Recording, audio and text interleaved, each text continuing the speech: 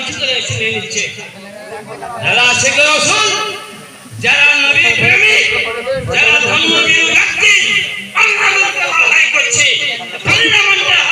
পার্লামেন্টে যারা লড়াই করছে, কিন্তু বিরাদুল ইসলাম পারবে কি করে? কিন্তু লড়াই চালিয়ে যাচ্ছে। তো বিরাদুল ইসলাম তবুও কিন্তু আমাদের ভারতবর্ষের মুসলমানের ঐক্য যদি থাকতো, এই ভারতবর্ষের মুসলমান যদি এক রাস্তায় দাঁড়িয়ে যায়, এখনো ভারতবর্ষের মাটি কাঁপিয়ে উঠবে। ভারতবর্ষের মুসলমান যদি নারে তাকবীর একবার যদি লক্ষ লক্ষ মাসুম মানুষ যদি আপনার যদি নারা দিয়ে আছে, এই নারার ধ্বনিতে বিরাদুল ইসলাম খাইবারের যে এই নারার ধ্বনিতে উহুদের ময়দান কেঁপেছিল, এই নারার ধ্বনিতে আপনার হুদায়বিয়া যুদ্ধে আপনার কেঁপে উঠেছিল। বিরাদুল ইসলাম আল্লাহ তাবারক ওয়া তাআলা এই নারার মধ্যে, এই নারার তাকবীরের মধ্যে এমন একটা শওকত রয়েছে, এমন একটা তাৎপর্য রয়েছে, যখনই নারা দিবে বেধর্মীরা তাদের ভিতরে অটোমেটিক একটা কম্পমাইজ শুরু হয়ে যাবে। তো বিরাদুল ইসলাম হযরত হানজালা রাদিয়াল্লাহু তাআলা ডাল দিয়ে দিয়েছে, তৈরি হচ্ছে, আপনার বিছানার পাশে আপনার তলোয়ার রেখে আছে। যুবক সাহাবী বিরাদুল ইসলাম হাতে তলোয়ার নিয়ে বেরিয়ে আসছে, হাত থেকে বেরিয়ে আসছে, তখন বিরাদুল ইসলাম নিজের বিবি দৌড়ে দৌড়ে গিয়ে টেনে ধরেছে। আমার স্বামী, আজকে আপনি যাবেন কোথায়? বলে আপনার তো আজকে যাওয়া হবে না, আজকে আমাদের পরিশুদ্ধ রাত, আজকে আমাদের বাসুরের রাত। বিরাদুল ইসলাম যখন বিরাদুল ইসলাম একেই বলে ইসলাম দরদি, একেই বলে ইসলামের প্রেমিক, একেই বলে সাহাবী। হযরত আমাকে ছেড়ে দাও, আমাকে নদীর ডাক আমার কানে পৌঁছে গিয়েছে, আমার শুয়ে থাকার সময় নয়, আমার গান নবী রহমাতুল্লিল আলামিনের হুকুম চলে এসেছে, আল্লাহ রাসূলের হুকুম পেয়ে গেছে। যখন বারবার আপনার কোষে ধরে হচ্ছে, হযরত হানজালা রাদিয়াল্লাহু তাআলা আনহু আপনার গান,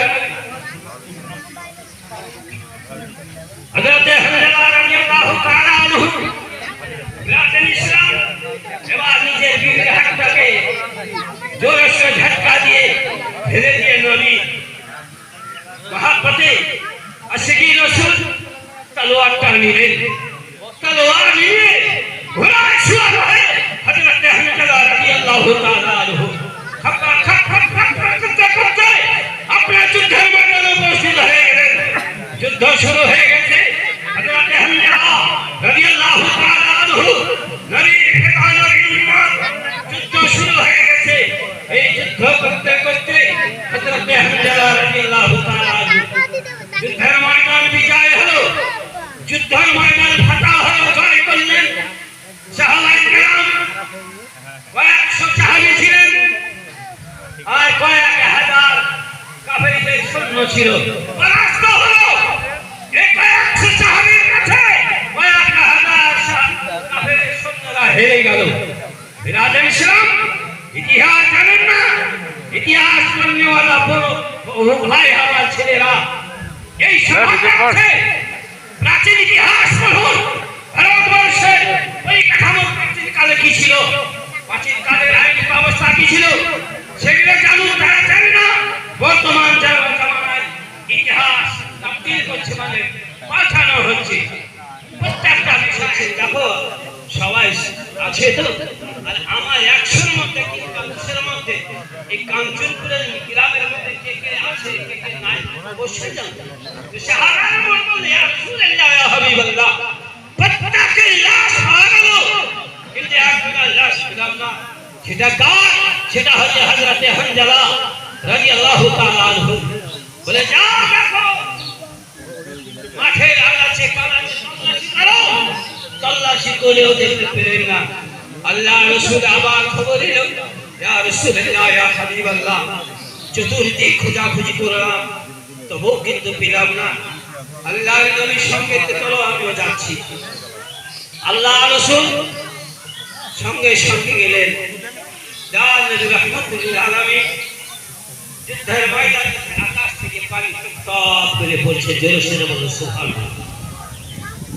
যখন পানি পড়লে আল্লাহর নবী রাহমাতুল্লিল আলামিন মিষ্টি হাসলেন। সুবহানাল্লাহ ওয়া বিহামদিহি। হযরতে হানজালা রাদিয়াল্লাহু তাআলা আনহু হে বিরাদর ইসলাম, যুদ্ধের ময়দানে যখন গিয়েছিলেন ফরজ গোসল করার সময় পাননি, সময় নেননি। উনার আল্লাহর নবী ডাকটাকে ফরজ মনে করেছেন, জিহাদটাকে ফরজ মনে করেছেন, শহীদটাকে ফরজ মনে করেছেন।